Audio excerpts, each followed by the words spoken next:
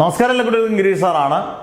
+2 say തോറ്റ കുട്ടികൾക്ക് അടുത്ത കോഴ്സുകൾ റിസൾട്ട് വരുമ്പോഴത്തേന് നഷ്ടപ്പെടുമോ എന്നുള്ള ഒരുപാട് പേരുടെ ചോദ്യമാണ്. ചിലരും തെറ്റിദ്ധരിപ്പിക്കാറുണ്ട്. ഒരിക്കലും ഇല്ല എന്നുള്ളതാണ്.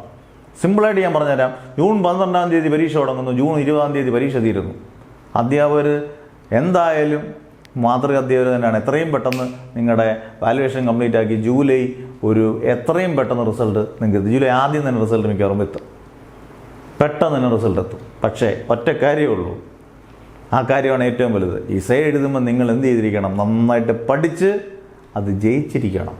അങ്ങനെയാണെങ്കിൽ ജയിച്ചില്ലെങ്കിൽ പിന്നെ അടുത്ത കോഴ്സിന് പോകാൻ പറ്റത്തില്ല. അല്ല, പലരും ചോദ്യം അടുത്ത കോഴ്സിന് പോകാൻ പറ്റുന്നു. പക്ഷേ നമ്മൾ പഠിക്കുന്നില്ലെങ്കിൽ പണിപാളി. കോഴ്സിന് പോകാം, നിങ്ങൾക്ക് ഏത് ഇഷ്ടമുള്ള കോഴ്സിനും പിന്നെ പോകാം.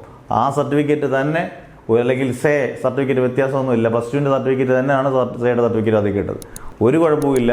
നിങ്ങൾക്ക് ഏത് കോഴ്സ്, ഡിഗ്രി കോഴ്സുകളോ എഞ്ചിനീയറിംഗ് കോഴ്സിനോ ഏത് കോഴ്സിനും വേണമെങ്കിലും, മെഡിക്കൽ റിലേറ്റഡ് ഏത് കോഴ്സിന് വേണമെങ്കിലും നിങ്ങൾക്ക് പോകാം. അന്നേരം നിങ്ങൾ അത് ഓർത്ത് വിഷമിക്കേണ്ട യാതൊരു ആവശ്യവുമില്ല. പക്ഷേ നിങ്ങൾ പഠിക്കേണ്ടത് നിങ്ങളുടെ ചുമതലയാണ്. പഠിക്കേണ്ടത് നല്ല വൃത്തിയായിട്ട് പഠിച്ചേ മതിയാകൂ.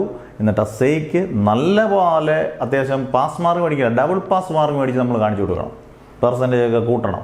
പോയിൻ്റെയൊക്കെ നഷ്ടപരിഹാരം പലിശ ഞങ്ങൾക്ക് വീട്ടണം. അതാണെങ്കിൽ നിങ്ങൾക്ക് നഷ്ടപ്പെടാനും ഒന്നുമില്ല. ഒരു തോൽവി അങ്ങോട്ട് ജീവിതത്തിലോട്ടല്ലേ ഏറ്റവും വലിയ വിജയങ്ങളായി മാറാനുള്ള സൂചന ഇവിടെ നിങ്ങൾക്ക് ഒരു സൂപ്പറായിട്ടുള്ളൊരു ചവിട്ടുപടിയായിരിക്കും എന്ന് കരുതി മുന്നേറണം. ഹാർഡ് വർക്ക് ചെയ്യുന്നവർക്ക് ഞാൻ എപ്പോഴും പറയുന്നതാണ്, ഹാർഡ് വർക്ക് പേസ് ഓഫ്. കഠിനാധ്വാനം ചെയ്യുന്നവർ ഒരിക്കലും തോൽപ്പിക്കാൻ പറ്റില്ല.